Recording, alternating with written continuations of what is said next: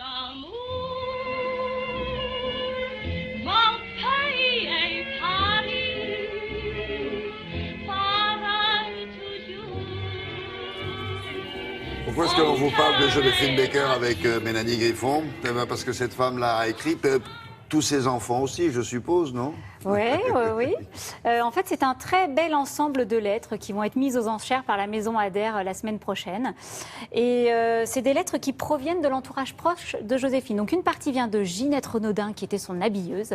Elles étaient très, très amies, très liées. Dès qu'elles étaient loin l'une de l'autre, elles s'écrivaient beaucoup. Et puis l'autre partie vient de son troisième mari, Pepito Abatino, qui a été son impresario et son mentor pendant de nombreuses années.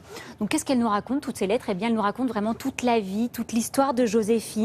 On découvre vraiment sa personnalité, on découvre la femme généreuse qu'elle était avec les enfants, on découvre son courage, et son courage notamment dans les nombreux combats qu'elle menait, notamment contre le racisme. Donc vous allez voir, C'est son écriture, là?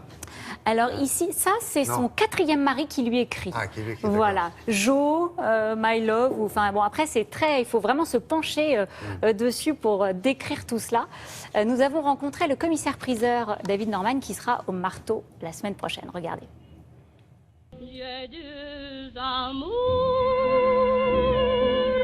mon pays est Paris. Joséphine Baker est une femme à la destinée extraordinaire.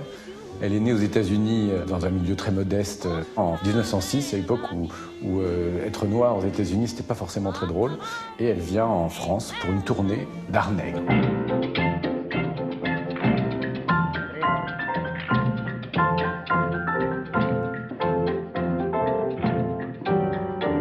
C'est une femme qui a travaillé toute sa vie sur l'égalité des Noirs. Il y a une lettre de son habilleuse, notamment, qui raconte que Joséphine Baker, arrivant à Miami, à l'époque, on est en 51, en 51, les Noirs n'ont pas le droit d'assister au spectacle dans certains clubs.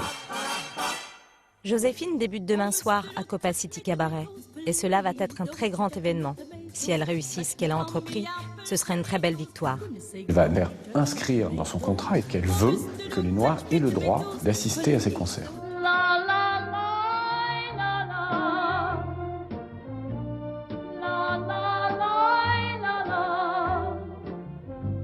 Il y a aussi cette lettre extraordinaire où elle raconte l'incident au Stork Club, qui est un cabaret à Miami, où elle va se retrouver face à la discrimination puisqu'on lui interdit de monter en scène parce qu'elle est métisse et elle ne va pas se laisser faire. Elle parle dans sa lettre de 5 avocats noirs et blancs pour la défendre. Ça va devenir l'égérie, la représentante d'un monde multiracial, d'un monde égalitaire. Autre facette de sa personnalité, une activité assez forte dans la résistance. Elle va partir en Afrique du Nord pour aller remonter le moral des troupes. Et donc on a des laissez-passer, par exemple, pour qu'elle puisse se produire en spectacle pour les soldats de la France libre.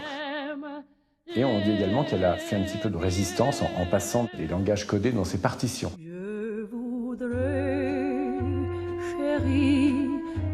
Cet ensemble de lettres nous permet de découvrir ses amours avec son maçon sicilien Pepito Abatino, qui va devenir son agent, son mentor, etc.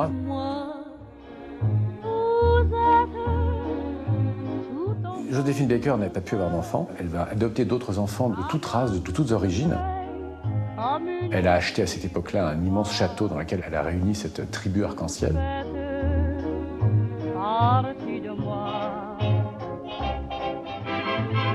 À chaque fois qu'elle arrive en scène aux États-Unis, elle provoque une tension raciale. Et donc, du coup, on va gentiment lui expliquer que c'est plus la peine d'aller faire des tournées aux États-Unis.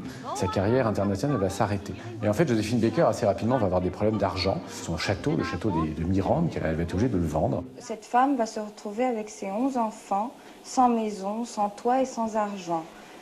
Alors, je crois que chacun, dans la mesure de vos possibilités et de vos moyens, vous devez aider Joséphine Baker. Comme un vieux vagabond, un marchand de bonheur. Mais à la fin, Joséphine Baker va quand même terminer dans la pauvreté. Elle va être recueillie par la famille de Monaco, qui va s'en occuper jusqu'à la fin de ses jours. Oui, c'est vrai. Oui, c'est Régnier. Effectivement, qui se sont occupés, lui et sa famille. Alors voilà le livre que vous avez aperçu, là. Voilà, ça c'est un album pour enfants dans lequel elle raconte l'histoire de la tribu arc-en-ciel.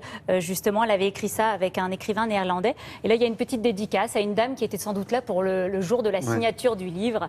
Et donc, elle lui dédicace. On ne trouve pas la date, c'est pas facile à lire. 37, non? Oui, ça doit être ça. 1900...